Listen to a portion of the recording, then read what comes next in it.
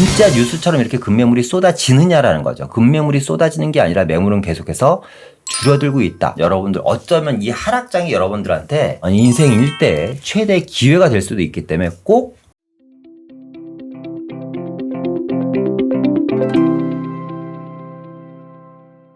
안녕하세요. 부동산 경제학의 황현입니다. 자, 오늘은요, 시장 최대 이슈죠. 이슈인 전세 시장과 월세 시장에 대한 이야기를 한번 해볼까 합니다. 자, 전세 시장은 어떻게 보면 대한민국 부동산 시장을 지켜주는 버팀목 같은 존재입니다. 그런 버팀목 같은 존재인 전세 시장이 지금 붕괴에 처하게 되었다고 하는데요.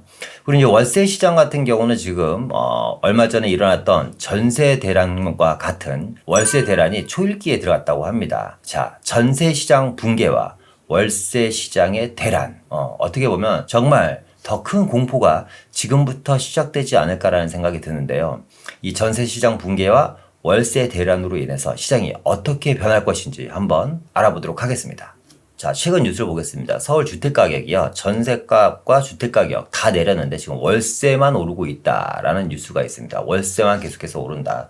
서울뿐만 아니라 지방도 마찬가지입니다. 충청권 지난달 주택가격 하락에도 불구하고 월세는 계속해서 오르고 있다. 소형주택 200만 원이 넘어도 괜찮아요. 이 말은 무슨 뜻이냐면 소형 아파트 월세 200만 원이 넘어도 괜찮다. 자, 이자에 대한 엄청난 공포 때문에요. 월세를 찾는 세입자가 계속해서 늘었다고 하는 뉴스들입니다.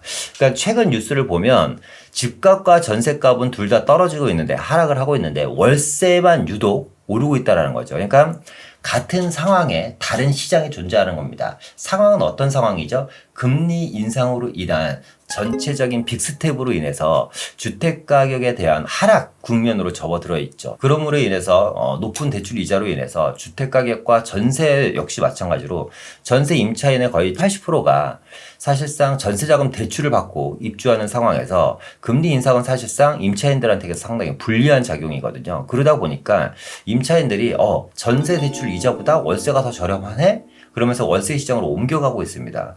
그러다 보니까 월세 시장은 반대로 오르고 있는 거예요. 같은 금리 인상이라는 시장 속에서 매매 시장과 전세 시장, 월세 시장이 전혀 다르게 논다는 겁니다. 그러니까 어떻게 보면 저희가 항상 얘기하잖아요. 풍선 효과라는 게 있는 겁니다. 풍선 효과는 또 여기에서도 나타나는 거죠. 인터넷에서 부동산 관련 뉴스를 보면요. 댓글에 이런 댓글들이 상당히 많아요. 정말 잘 됐다. 이제 주택가격 붕괴다. 집값 망해라. 폭삭 망해라. 이런 댓글들도 많고 50% 이상 떨어진다. 이런 것들. 또 이제 부동산 하락을 점치시는 분들은 8년 만에 이 하락장을 마친 거예요. 그러니까 더 신났죠. 그죠? 하락을 이야기하시는 분들도 아주 그냥 신나서 연일 주택가격 하락과 전세가격 하락, 부동산 붕괴를 떠들고 있는데요. 주택시장 붕괴는 곧 국가 부도로까지 이어질 수 있는 중차대한 일이거든요. 사실상 우리가 즐기면서 웃을 만한 일인 건지 잘못된 정책이라든가 잘못된 규제로 인해서 사실상 주택가격이 어느 정도 조정을 받는 거는 맞고 생각을 합니다만 정말 폭락까지는 우리가 막아야 되지 않겠냐. 자, 계속해서 보겠습니다. 월세 100만 원 이상 거래가 계속해서 늘어나서요. 전년 대비 44%가 늘어났다고 합니다. 자, 월세 100만 원 이상 내시는 분들은 과연 어떤 분들일까요? 월급을 200만 원 받는데 월세 100만 원 내면 정말 힘들 것 같고 세후로 300을 받는다고 하더라도 내가 거주비에 100만 원 정도를 내고 200만 원 정도 내가 생활을 한다. 이것도 사실상 저는 개인적으로 상당히 벅찰 것 같은데 어쨌거나 보시면 2021년부터요. 2022년까지니까 거의 10년에 걸친 월세 소형 아파트 100만 원 이상 거래 현황인데 보시면 거의 비슷한 흐름대로 가다가 2020년부터 본격적으로 100만 원 이상 되는 고가의 월세들이 증가하기 시작합니다. 그래서 최근에는 거의 폭발적으로 증가하고 있죠. 특히 지금과 같은 고금리 시대에 앞서 얘기했던 것처럼 전세를 기피하고 월세로 돌아가는 이런 상황에 이 100만 원 고가 월세 거래량도 상당히 증가할 걸로 예상이 됩니다. 이만큼 지금 월세 시장은 사실상 대란 초입에 와 있다라고 좀 볼 수 있겠고요. 계속해서 이 이야기를 이어가면요. 앞서 얘기했던 것처럼 거래 절벽에 매매는 포기하고요. 세입자들은 월세만 찾는다는 얘기입니다. 쌓이는 매물은 쌓여간다. 전세 매물은 계속해서 쌓여간다는 얘기인데 이걸 좀 정리해보면 이렇겠죠. 일단 첫 번째, 전세 가격이 하락을 하면 전세 거주자가 증가하는 게 사실상 현실적인 내용이잖아요. 그렇죠. 그런데 우리가 한번 곰곰이 한번 생각해 봅시다. 아니 6억 하던 전세가 4, 5천까지 떨어졌음에도 불구하고 굳이 매달 월세를 내면서 월세를 가는 이유가 뭘까요? 그렇죠. 금리 인상분이 사실상 부담스러운 거잖아요. 그러면 전세를 월세든 전세를 한번 가면 최소 2년 정도를 거주해야지 되는데 만약에 2년 안에 금리가 내린다면 과연 우리가 옳은 선택을 한 것인가에 대한 고민도 한번 해봐야 되지 않을까라는 생각이 듭니다. 어쨌거나 전세 가격이 떨어지고 전세 물량이 많이 남아돌아서 제발 집주인들이 우리 집에 좀 들어와 주세요 이러고 있다잖아요. 뉴스를 보니까 전세만 들어와 주면 샤넬백을 선물해 주겠다라는 이런 집주인도 나타났다고 합니다. 웃지 못할 이야기인데요. 어쨌거나 그만큼 전세 가격이 많이 하락이 하고 전세 물량이 많이 넘쳐남에도 불구하고 어떻게 보면 6, 7개월 전에는 전세 대란이었거든요. 그때는 전세를 구하고 싶어도 못 구했는데 지금은 내가 마음에 드는 집을 선택해서 전세를 들어갈 수 있음에도 불구하고 전세 가격이 하락을 했는데 월세를 선호한다라는 말이죠. 그러다 보니까 수요가 많으면 어떻게 해요? 가격은 분명히 상승하게 되어 있습니다. 시장이 이렇게 된 원인에는 대표적인 게 이게 금리에 대한 부담감이죠. 그죠? 금리 이자에 대한 부담감입니다. 그런데 금리가 그래요. 계속 상승하니까 우리가 전세 가격이 떨어짐에도 불구하고 월세를 가는데 만약에 금리가 하락이 된다면 어느 순간 하락장이 된다면 어떤 일이 벌어질까요? 금리 이자가 언젠가는 하락이 될 거 아닙니까? 그죠? 빠르면 내년이 될 수도 있고 금리가 하락된다라는 것은 굳게 믿고 계실 겁니다. 언젠지가 모르겠지만 그게 금리는 하락할 것이다. 그죠? 어느 정도 인플레이션이 잡히거나 전체적인 부동산 가격이 전 세계적으로 안정이 된다고 하면 금리는 하락하게 되어 있습니다. 그런데 이미 월세는 상승되어 있고요. 전세 매물은 없어요. 이렇다고 한번 가정을 해볼까요? 그럼 매매 시장은 과연 어떻게 될까요? 우리가 일단 서민 입장에서 한번 보겠습니다. 집이 없으신 분들, 우리가 대한민국이라는 나라에서 그래도 내 집 마련을 할 수 있었던 이유는 두 가지입니다. 하나, 대출을 활용해갖고 내가 집을 사는 방법이 있어요. 그죠? 과거에는 LTV라든가 DTR 이런 규제가 없을 때는 집값의 거의 70%에서 많게는 80%까지 대출을 받다 보니까 5억짜리 내가 아파트를 산다고 하면 3억 5천 정도 대출을 받고 내가 1억 5천 정도를 사서 3억 5천을 모기지로 갚는다든가 원리금 분할로 갚는다든가 여러 가지 방법을 통해서 어쨌거나 그거를 구입을 했어요. 그래서 그게 가격이 올라주면 좋은 거였죠. 그죠? 아니면 일단은 당장 내가 대출 갚을 이자를 낼 능력은 안 되니까 내가 한 1억 정도가 있으면 4억짜리 주택을 전세 3억 정도를 끼고 내가 일단 갭으로 사놓는 거예요. 그런데 전세 시장이 붕괴돼서 전세 물건이 사라지고 월세만 남는다면 대한민국은 정말 무주택자들한테는 악몽과 같은 시간이 한도 끝도 없이 펼쳐질 겁니다. 왜? 주택 가격이 많이 올랐단 말이에요. 지금 예를 들면 5억짜리 아파트가 지금 15억까지 올랐는데요. 저는 개인적으로 이게 5억까지 떨어질 거라고 보지는 않습니다. 정말 많이 하락을 하면 11억에서 12억이에요. 제가 보는 기준은 그렇습니다. 이 돈을 과연 일반인들이 대출 없이 만들어낼 수 있을까? 그렇죠. 갭 투자가 아니라 전세 시장이 붕괴돼서 월세만 남는다면 과연 어떻게 보면 온전히 대출금을 이용해서 내 집을 사는 방법 한 가지 방법밖에 없는 거거든요. 갭 투자는 안 되는 겁니다. 그죠? 물론 갭 투자라는 게 투기를 목적으로 갭 투자를 정말 몇십 채씩 산다. 이거는 사실상 사회 전체적으로 봤을 때는 하면 안 되는 행동들이죠. 그런데 무주택자들이라든가 1주택자들이 갈아타기 위해서 여유자금으로 일단 갭 투자를 해놓고 내가 갈아타는 집을 마련한다든가 아니면 내가 나중에 열심히 돈을 모아서 저 집에 이사를 가기 위해서 입주를 하기 위해서 갭 투자를 해서 사놓으시는 분들한테는 어떻게 보면 점점 더 어려운 시장으로 국면하고 있다라고 말씀드릴 수 있겠습니다. 그래서 전세 시장이 붕괴되고 그러면서 월세 시장만 남게 된다면 어떻게 보면 시장에 전체적으로 큰 악영향을 줄 수도 있지 않을까라는 생각이 들고요. 무주택자들한테는 나중에 향후 금리 인하기가 왔을 때 엄청나게 큰 힘든 시장이 다시 한번 펼쳐지지 않을까라는 생각이 듭니다. 자, 계속해서 이어가면요. 앞서 얘기했던 것처럼 월세 대란은 이미 시작됐고요. 서울에 있는 수요 중에 매물과 임대료 상승이 계속돼서 부채질해서 월세 가격은 급상승 중이다. 자, 그러면 이렇게 한번 얘기를 해볼게요. 월세 가격이 상승을 해서 언젠가는 이 월세 시장이 가격 상승이 한계치에 도달할 때가 오지 않을까요? 누가 봐도 이건 정말 너무한 월세가 아닐까? 너무 가격이 이 정도로 내가 월세를 주고 살아야 되나? 아니면 전세 대출 이자를 내는 금액보다 월세 금액이 훨씬 더 높아진다고 하더라도 계속해서 우리가 월세를 선호할까요? 그렇죠. 그러면 다시 또 시장은 돌아갑니다. 어디로? 전세 시장으로. 그런데 전세 물건이 이제 없어요. 월세로 다 돌아가 버려서. 그러면 다시 한번 또 전세 대란이 일어난 거죠. 그러니까 계속해서 시장은 쳇바퀴 도는 겁니다. 그러니까 이게 싫으면 뭐 해야지 돼요? 빨리 내 집을 마련을 하셔야지 되는 겁니다. 시장은 반드시 돌고 돌고 있기 때문에 언젠가는 다시 모든 게 제자리로 돌아갑니다. 내가 다시 한번 또 힘들게 지내기 싫다면 여러분들 어쩌면 이 하락장이 여러분들한테 인생 일대의 최대의 기회가 될 수도 있기 때문에 꼭 한번 관심을 가지셨으면 좋겠고요. 자, 고물가 시대인데요. 이제 월세마저 계속 뜁니다. 앞서 얘기했던 것처럼 이런 월세에 대한 가격 상승, 키 맞추기가 끝나면 다시 한번 전세 대란이 우려가 된다. 그러니까 돈을고 도는 겁니다. 그러니까 우리가 지금은 좋아할 일도 아니고요. 앞서 얘기한 것처럼 뭐 뉴스 보면서 야, 전세가 그렇게 안 나와서 집주인들이 사정해야지 전세가 이제 간신히 나가는구나. 이런 생각을 우리가 불과 5, 6개월 전에 전혀 상상도 못했었던 일이 일어나는 겁니다. 그죠? 그러면 5, 6개월 후에 또 우리가 전혀 상상도 못한 일이 또 일어나지 말라는 법이 없는 거예요. 앞서 얘기했던 것처럼. 자, 그래서요, 정리를 하면. 자, 첫 번째. 월세의 역대급 거래량 및 상승세로 인해서 월세 가격 상승은 불가피하다. 두 번째. 시간이 지나면 언젠가는 무조건 금리는 안정이 될 겁니다. 그렇죠? 앞서 얘기한 것처럼 이거를 부정하시는 분은 한 분도 없으실 거예요. 그런데 그렇게 되면 전세로 이동이 불가피한데 전세 물건이 없을 수도 있다. 그때는. 그죠? 세 번째, 월세에 대한 부담. 월세 가격이 많이 상승해서 뭐 예를 들어 100만 원 받던 월세가 150에서 160까지 올라갔어요. 월세 상승에 대한 부담감은 엄청나게 많이 증가했죠. 그죠? 전세집도 없으니까 전세 시장도 불안해요. 그러면 어떻게 해요? 다시 집값 자극에 대한 시나리오가 나올 확률이 상당히 높습니다. 네. 플러스 여기 알파. 가장 큰 경우는 뭐예요?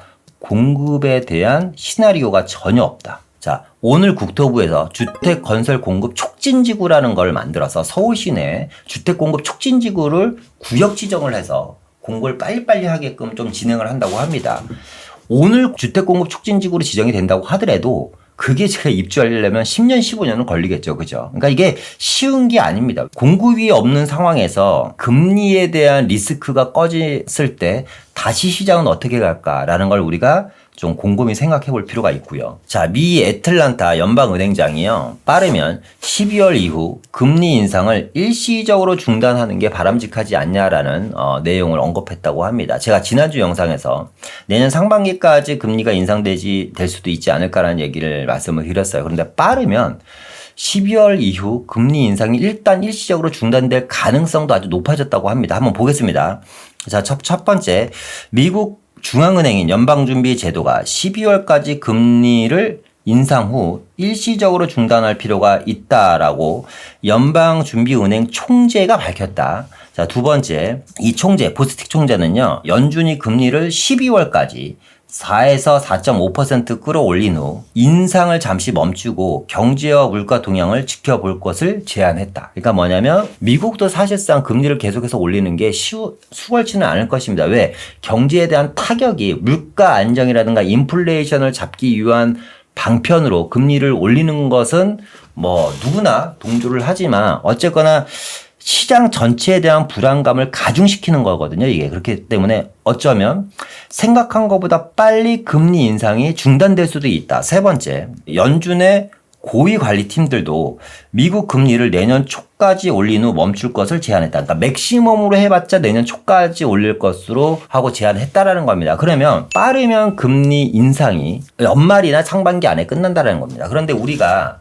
겪어봤잖아요. 가만히 있다가 예를 들어서 상대방이 나를 한두 대 치면 상당히 아파요. 근데 맞다 보면 아픈지 안 아픈지 몰라요. 이 금리 인상이라는 것도 시간이 지나면 우리가 익숙해지다 보면 그냥 그렇게 또 사는 거예요. 또 그렇게 살다 보면 이게 금리가 그냥 인상됐구나. 그러면서 뭐 크게 금리 인상에 대한 불안감을 안 느낄 수도 있는 겁니다. 물론 시간이 지나면서 금리는 한 번에 크게 예를 들어서 2%, 3%씩 하락하지는 않겠지만 0.25에서 0.5%씩 단계적으로 시간이 지나면 금리가 떨어질 거고 그랬을 때는 또 시장이 아주 빠르게 제자리로 돌아오지 않을까라는 생각이 듭니다. 자, 뉴스를 보면 이런 뉴스들도 많잖아요. 자, 빅스텝 파장에 서울 급매물 쏟아진다는 이런 뉴스도 상당히 많아요. 그런데 실제로 서울 급매물이 쏟아지는지 여러분들 눈을 확인 안 해보셨잖아요. 뭐 뉴스를 보면 노원구에 집값이 폭락을 해서 급매물을 쏟아져서 내내도 안 팔려. 물론 그런 뉴스가 다 틀리다는 건 아닙니다. 물론 지금 뭐 집을 내놓는다고 누가 사겠습니까? 뭐 그건 틀린 얘기는 아니죠. 그런데 진짜 뉴스처럼 이렇게 급매물이 쏟아지느냐라는 거죠. 그죠? 왜?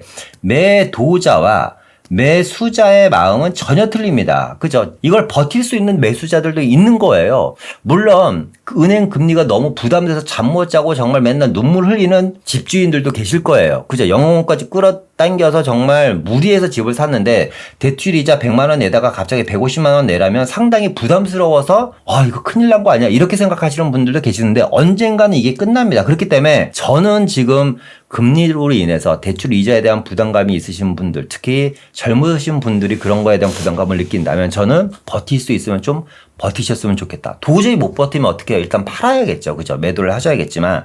자, 뉴스처럼 이렇게 급매물이 쏟아지는지 한번 보겠습니다. 자, 올 4월부터요, 10월까지 서울 전체 지역의 아파트 매물 추이인데요. 보시는 것처럼 4월부터 6월 달까지는 매물이 계속해서 증가를 합니다. 실제로. 그렇죠? 그런데 지금 매물이 어떻게 돼요? 계속해서 감소를 하고 있죠. 왜? 내가 생각했을 때는 10억에 팔고 싶었어요. 10억에. 그런데 10억에 안 팔린대요.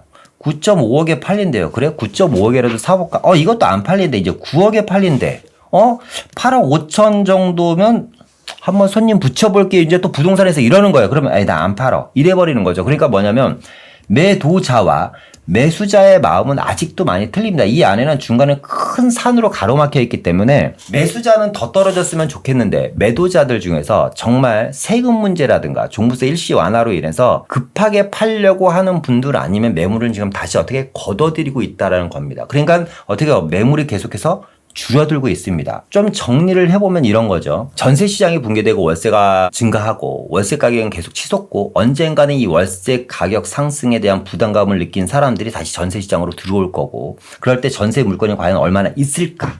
계속해서 전세 물량도 줄어들고 있고 우리는 급매물이 와장창 쏟아지면 줍줍이를 해서 좀 사고 싶은 마음도 있는데 시장은 생각보다 녹록지 않다. 뉴스에 나온 것처럼 급매물이 쏟아지는 게 아니라 매물은 계속해서 줄어들고 있다. 물론 서울에 국한들여서 말씀드린 거고요. 수도권 일부 지역과 특정 지역은 진짜로 뉴스처럼 급매물이 쏟아지는 지역들도 있습니다. 그래서 제가 지난주에 또 뭐라고 말씀드렸죠? 에그 프라이 이론을 말씀드렸죠. 중심부로 모여야지 되고 중심부가 강하다라는 말씀을 드렸습니다. 자, 그래서 마지막으로요. 그래프 하나 보여드리면서 좀 마무리 지을까 합니다. 1980년도부터요. 2020년까지 아파트 매매 가격 지수입니다. 장기간의 매매 가격 지수고요. 1980년대 전두환 대통령부터 박근혜 문재인 대통령까지 연도별로 부동산 가격 상승 그래프입니다. 여기서 보시는 것처럼 여러분 그래프가 어떤가요?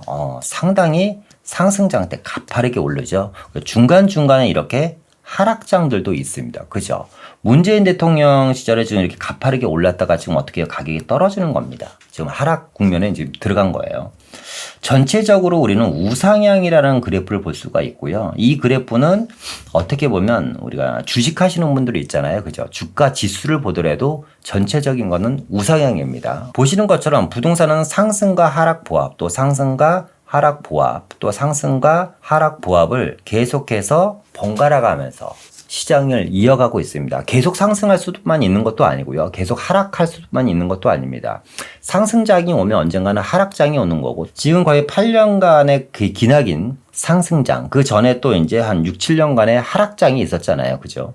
이런 상승장 이후에 지금 하락장에 우리가 접했다라고 생각하시면 돼요. 그러니까 상승장이 왔으니까 지금 요 정도의 하락은 우리가 좀 감내해야 되지 않냐. 언제까지 상승만 할 수 없잖아요. 그런데 기억에 남는 하락장만 한번 보고 지금과 과연 얼마나 많이 틀린지를 한번 보고 가겠습니다. 우리가 이제 알고 있는 하락장이 두 개가 있죠. 첫 번째는 IMF를 통한 IMF 하락장이 있고요. 두 번째는 리먼 사태에 대한 하락장이 있습니다. 그런데 이 첫 번째, 두 번째 하락장에서 보는 것처럼 과연 IMF 하나만 가지고 이렇게 큰 폭의 하락이 있었냐, 리먼 사태만 갖고 이렇게 하락이 있었냐라고 우리가 볼 것이냐라는 거죠. 이걸 좀 더 안으로 들어가 보면 IMF 전에 이미 하락이 진행되고 있었습니다. 이 박스권에서 보시는 것처럼. 왜 그랬죠? 1기 신도시에 입주 물량이 쏟아졌습니다. 얼마 정도? 100만 채 정도 되는 어마어마한 물량이잖아요. 그죠? 1기 신도시 물량과 IMF의 합작품입니다. 이때의 하락장은. 리먼 사태 때는 뭐가 있었죠? 2기 신도시가 있었습니다. 2기 신도시. 근데 지금 우리가 올라가는 지금 이 하락장에는 뭐가 있어요? 3기 신도시가 있죠. 근데 이 3기 신도시는 어떻게 보면 지금 3기 신도시 입주 물량과 이런 빅스택 같은 고금리와 맞물려 버리면 진짜 이 하락장은 한도 끝도 없이 내려갈 가능성이 상당히 높습니다. 그런데 이 3기 신도시는 정말 먼 나라 동화 이야기예요. 지금 언제 될지가 몰라요. 그러니까 이 금리에 대한 영향권에만 벗어나도 어떻게 보면 빠르게 회복할 수 있는 장이 올 수도 있다라는 거죠. 자, 이 그림을 다 지우고 다시 한번 보겠습니다. 그러니까 과거와 좀 틀린 점을 간단하게만 말씀을 드린 거예요. 보시면 우리가 알고 있었던 이 리먼 사태 때 보세요. 엄청나게 큰 폭의 하락을 겪었고 진통을 겪었다고 생각을 하지만 1980년도부터 2022년까지 오는 이 긴 장에서 보면 이때의 하락은 이런 상승장에 비해서 아주 큰 폭의 하락은 아니라는 거죠. 그죠? 그러면 여러분들은 어디에 베팅을 하시겠습니까? 이게 쭉 가서 2050년까지 우리가 시간을 놓고 볼 때 어디에 베팅을 하시겠어요? 1번 구간에 베팅을 하시겠어요? 아니면 2번 구간에 베팅을 하시겠어요? 그거는 각자의 몫이라고 생각합니다. 어떤 분들은 주구장창 대한민국이라는 나라는 집값이 떨어질 거고 언젠가는 주택으로 투자를 하시는 분들은 다 망할 거라고 생각하시는 분이 계실 거고요. 아니다. 상승과 하락을 반복하기 때문에 어쨌거나 이 부동산이라는 거는 우상향이고 물가 상승률 이상의 자산 가치는 계속해서 확보되기 때문에 부동산이든 주식이든 투자를 하는 것이 맞다라고 생각하시는 분들도 계실 거예요. 그냥 기회는 언제냐는 거죠. 지금이 기회이죠. 어떻게 보면.